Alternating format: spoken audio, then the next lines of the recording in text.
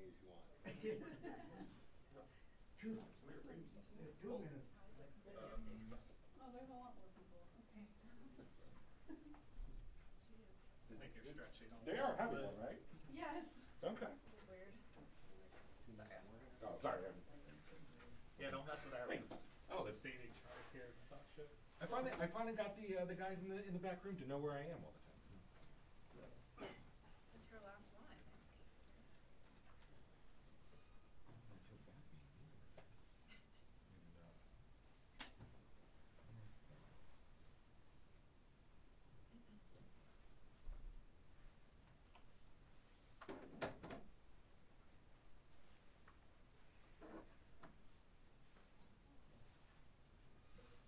here.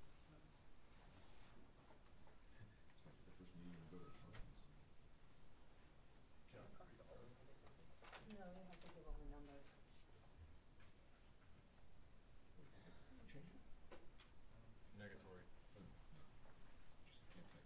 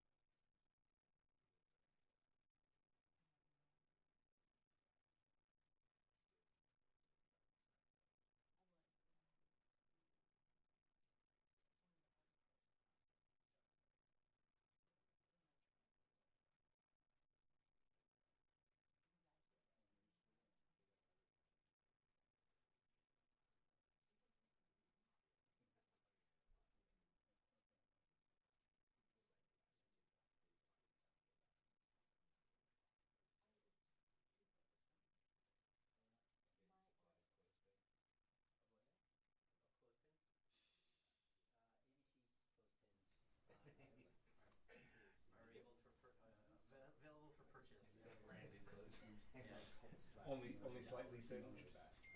Huh? Only slightly singed. It's an artistic endeavor. Huh? You did your makeup on the plane? I mean, I realized you want it back.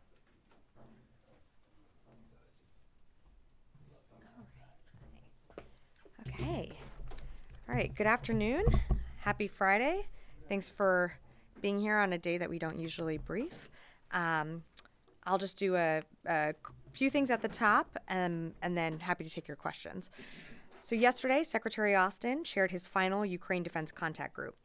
Since it first convened in April 2022, the UDCG has served as a critical international coalition coordinating the swift and sustained delivery of security assistance to Ukraine. Under Secretary Austin's leadership, this group has grown to include some 50 countries from all around the world, all united behind the common cause of supporting Ukraine in its fight for freedom. As you heard the Secretary say yesterday, the UDCG has developed into an arsenal of Ukrainian democracy and an engine of global security. That's why you saw Secretary Austin announce a new $500 million presidential drawdown package in support of Ukraine, and why together UDCG members have committed more than $126 billion in security assistance for this fight. And under Secretary Austin's leadership, this remarkable level of teamwork has paid off. Russia has suffered more than 700,000 casualties, and the Russian economy is struggling to keep up with the UDCG's support to Ukraine. And even as Moscow leans now on North Korea to support its war of choice, Putin has failed to achieve a single strategic objective. Secretary Austin reiterated that our international coalition to support Ukraine must not flinch. Even as the Secretary's tenure is coming to an end, today 14 countries and Ukraine lead the UDCG's 8 capability coalitions, which focus on bolstering the capabilities of Ukraine's future force. Yesterday, UDCG members endorsed each of the capability coalition's roadmaps, which lay out a sustainable approach to helping meet both Ukraine's long-term and near-term capability needs. Secretary Austin said it best that the structure of this coalition is, quote, built to succeed, built to adapt, and built to last. And now let me turn to the devastating wildfires in California. Secretary Austin continues to monitor the situation, and the department remains prepared to support response efforts as needed.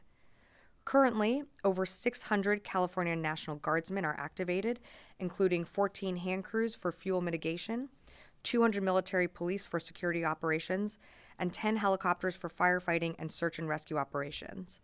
This number is expected to increase over the next 24 hours. In addition, 8 modular aerial firefighting systems, or MAFs, equipped C-130 aircraft are being activated under state authorities. The first 2 are expected to begin operations today, and the remaining 6 are expected to be ready by Sunday.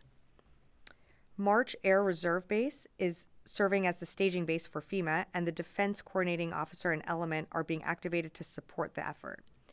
As announced by the President, 500 active duty personnel currently stationed at Camp Pendleton, California, are preparing to support requests from federal and state authorities with route clearance, commodity distribution, search and rescue, rotary wing airlift, and general support as requested.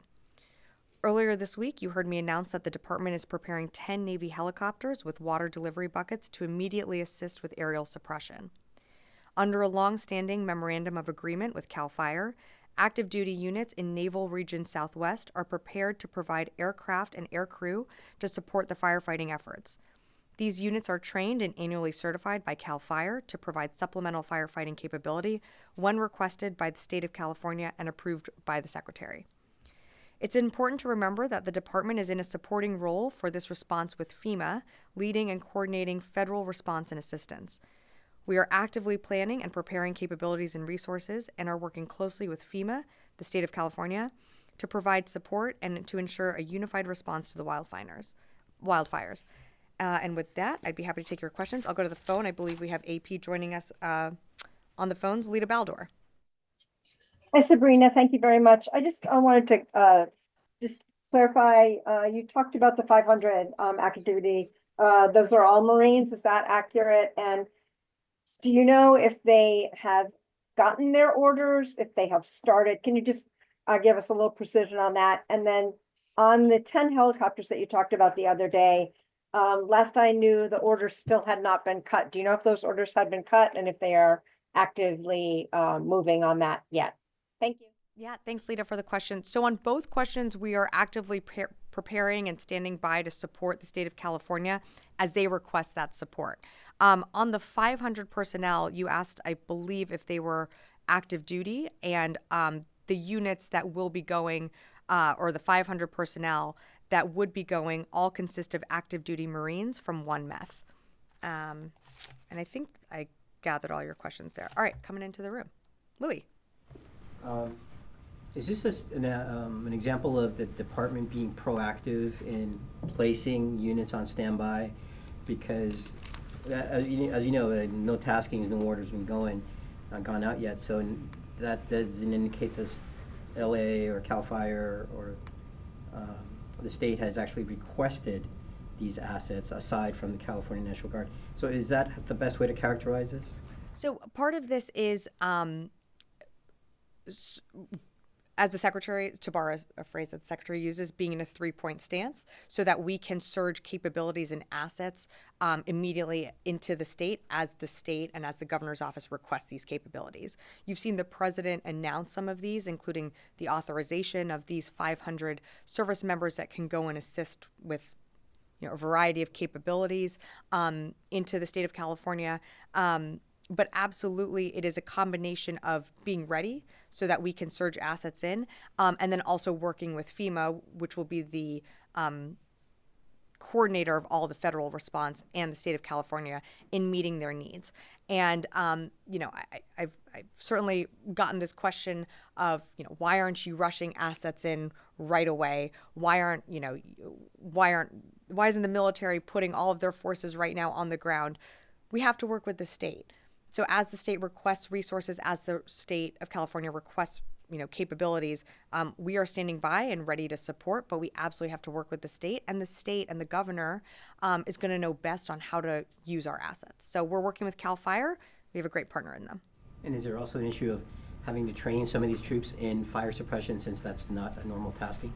Well, some of this, as I think you heard me mention at the top, especially with the Navy helicopters, we have a memorandum of agreement. So there is, yes, some training component that goes in and certification that CAL FIRE needs to do in order to allow these firefighting capabilities to be implemented in the state. So yes, there is a level of certification and training, but we're standing by ready to support. And as I mentioned earlier, you've already seen, or you're going to see some of the MAFs being operational today, with some more coming in this weekend. Charlie, and then I'll come. Okay, well, it kind of leads on to that, Sure. too. And this is from my own curiosity. The Navy helicopters, if I understood the other question earlier, they're not in the air. We are preparing to support, but we are working with the state of California on where they need to go. So again, this is the president, the secretary, the authorization has been given, but we have to work with California in, when they get up in the air and how they're best utilized. Where are they? The Navy helicopters will be coming. You're asking where they're being sourced from. So units in the Navy region Southwest are providing aircraft and aircrew from Naval Station North Island, Marine Corps Air Station Camp Pendleton, and Marine Corps Air Station Miramar.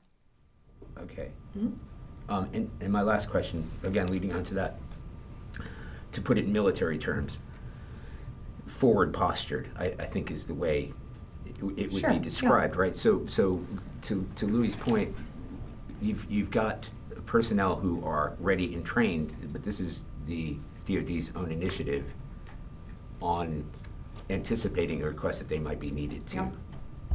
That's how. Yeah, absolutely. I mean, we're a planning organization. We plan for a variety of things. We plan for requests to be made from states, and the Northcom has to be able to quickly be able to allocate resources and people while maintaining their day-to-day roles and responsibilities and jobs. So the commander of Northcom has to think about all of this and anticipate some of the requests that we could get from states when it comes to floods, fires, any natural disaster. What we're seeing in California, I I mean, these fires are ranging in different sizes and all throughout the state. So of course the commander is going to make the decision to, move and prepare assets. So when the state requests it, we're ready to go. There's not a lag in time. Does that help? More maps available if necessary? Right now, this is, what's been allocated and requested. Again, we can always see support change as things go on. But right now, this is all I have to read out this time. Warren. I just wanted to be clear on this. What so far has California requested? You've said they've requested the maps. The maps are. More, or is everything else just you getting ready in case they do request? So I'm not going to. As you can appreciate, I'm not going to speak for California and all of their requests. We're not the only agency that they are making these requests to. I think it's also important to note that with any natural disaster like what we saw in North Carolina later last year, is FEMA is going to be central in coordinating federal assistance. And I think what's important here is also everything remains so fluid. So California, with all these different fires, has to assess how they are allocating their own resources from CAL FIRE, and then also knitting together what DoD assets can be provided. And not to use like a sports analogy here, but you don't want to rush all your players onto the football field without having a strategy. And that's what we don't want to see happen here. You don't want to see a clog. You don't want to see resources being diverted to one fire when actually they need to go somewhere else. So that's why we're working with the state, with FEMA, and getting some of the MAFs ready that will be operational today. Some will be going in over the weekend. And then, of course, we have our personnel, additional helicopters standing by to support. Are there outstanding requests from California? I think anything that California is going to request, as the president has said, we're going to rise and meet those requests and work with the state with what they need. But I think what's important to remember is we are knitting in to FEMA, who is leading the federal response. So I'm not aware that anything that has been requested from the state of California to the department hasn't been met. But again, we're working with FEMA and California to meet their needs. Very quick Ukraine question. Excuse me, I'm sorry. I just have the $500 million, how much unused presidential drawdown authority will be transferred or transitioned to the next administration? So it'll be just under. Oh, my tablet stopped working. But it'll be just under. No, it's okay. Don't worry. It'll be just under $4 billion that will be left in authority to that the next administration will get the opportunity to use for Ukraine. Yes, Constantine. Thanks. So going back to the response for a second, so on Wednesday you said, and I'm looking at my log of the briefing, the department is sending 10 Navy helicopters with water delivery buckets to immediately assist. Mm-hmm. And that's what we reported. And, members of Congress, Representative Scott Peters, yesterday thanked the Navy for sending the helicopters. And now you're telling us the helicopters have yet to actually show up. So, acknowledging, as you say, sort of the intricacies of federal versus state authorities, nonetheless, where did this breakdown occur in terms of the messaging of we're sending the helicopters to the helicopters are coming? Fair parsing of words, and appreciate my words being read back to me. Look, we are going to do everything we need to support California in whatever requests that they make. And the president has directed this department to surge capabilities to California. These helicopters are standing by. They're preparing and ready to go for when California is ready to receive them. So by sending, fair criticism, could I have said, is preparing to send? I'll take that. Again, they're standing by to assist with aerial suppression. They are getting certified also by CAL FIRE, and we have this longstanding memorandum of agreement. So what I can tell you is, there's so many different fires raging. Sorry, I have this tickle that I cannot get rid of. So many different fires raging in California. We have to work in coordination with the state and FEMA when it comes to how we address each single fire. And not just the fires, it's the road clearing, it's the management, it's how people get back into their homes. All of this knits together very carefully in an intricate way that is going to take a little time. It's going to take some coordinating. And again, when I was when someone else asked this, like you just don't want to surge a bunch of capability and resources into a region without a full plan. So that's what we're doing, and we're working very closely with the state to make sure that we're getting their needs met. Sabrina. Can I just, I think Constantine had one more. So just to, if I'm understanding what you're saying, extrapolating from what you're telling me is that there hasn't been any issue in Northcom cutting orders. There hasn't been any delays. You guys are being methodical in this approach, and we'll attribute sort of Wednesday to a imprecise use of language. Yeah, that's it. Yeah. Hey, Sabrina. Yeah, Liz. Hey, just real quick, a follow-up Sure. on that. So you just said DoD doesn't want to surge resources without a plan. Can you explain then Without why? a plan with California, Yeah, like of in working with California. Yeah. So why did U.S. Northern Command send the 8 C-130s to California when California hasn't used its own 2 C-130s it already has? So the MAFs are coming from, I think those were requested, Liz, but let me just do one quick check here. I just want to make sure that I get this right. The MAFs, I believe, were requested, and they're being activated under state authorities. So, this was something that was urgently needed right away. They are, some of them are being put to use as early as today, some more for the weekend. What I said was about surging capabilities. We are gonna work with California with whatever they need when it comes to addressing these fires happening on the ground. But we have to do it in a way that is methodical and in a way that fits in with Cal Fire's efforts, doesn't overlap or take away from any efforts that are ongoing on the ground. And at the end of the day, we are at the direction of the state and of the governor. So FEMA is leading the federal response, and we are fitting into that federal response. Sorry, just to clarify, you said MAFs. Do you mean, is that like interchangeable with C-130? That's the 8 MAF C-130s. That's right. Okay. Yeah. The MAF-equipped C-130 aircraft. Okay. Mm-hmm. Got it. Thank Yeah. you. Charlie had one, and then I'll come over here. Yep. And then I'm going to go to the phone. I just need to drill down because Americans, especially people in California, were saying, well, what is taking so long? So they're not pointing the finger of blame at why has it taken so long, but they're still fighting these fires. You have grounded aircraft that are capable of doing it. The air situation has been more benevolent in recent days than it has, so that the wind has died down. Is this a question that we put to the governor of California or to the DOD? Well, Charlie, first, for the people of California, I'm from LA. I'm from the area where these fires are hitting. My parents' home is like absolutely like they have a car packed and ready to go. They're seeing the smoke. They're seeing the ash fall. I think this is, for anyone that's on the ground that's seeing the devastation that these fires are causing, it's absolutely heartbreaking. So I think first and foremost, we understand what the people of Los Angelinos, Californians are experiencing right now. It's important to note here that the department is not the lead for these efforts. The state is the lead when it comes to this ever-changing, very fluid situation on the ground, just as other states have been for other natural disasters that have occurred over time, whether it be Hawaii, North Carolina, Florida. The states are always in the lead. DOD is in a supporting role. And I think it's just really important to remember that we are supporting the state's efforts and FEMA's efforts. And FEMA is coordinating the federal assistance and response like any type of emergency like this.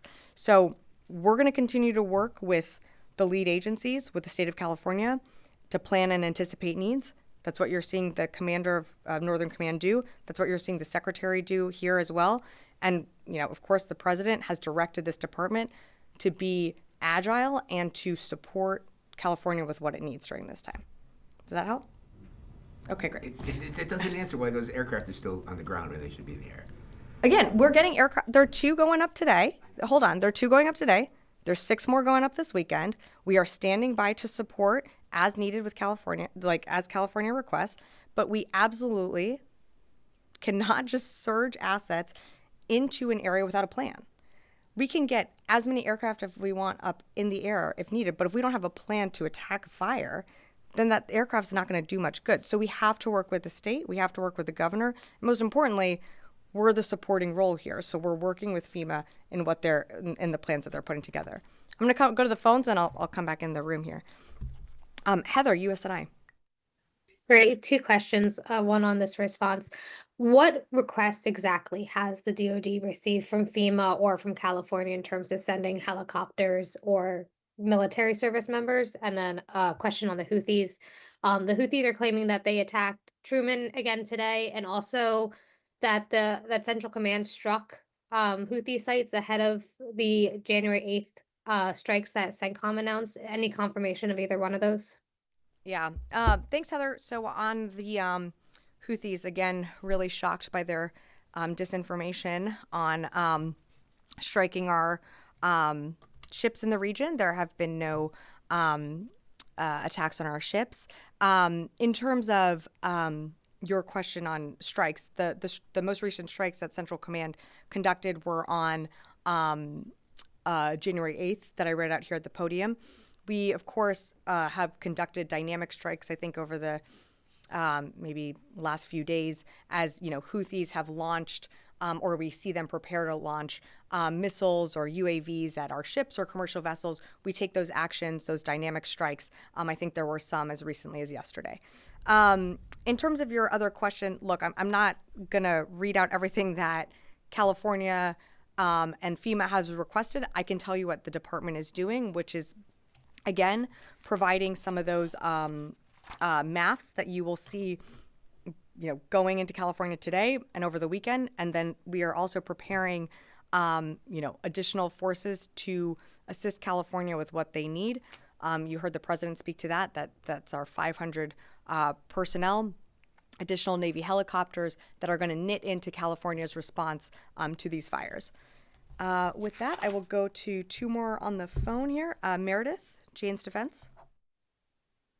Hi, I have a question about the PDA package announced yesterday.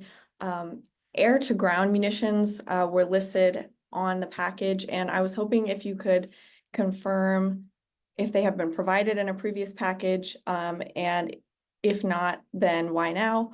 And could you further confirm if those are the JASSM missiles? Thanks, Meredith, for the question. In terms of what we provided, candidly, I don't have our release of everything that was listed in the PDA that was announced yesterday. No new capabilities were in there. We've provided some of these capabilities in the past. I direct you to the defense.gov website, which lists out everything that we provided in that package yesterday. And Raheem, Kurdistan TV.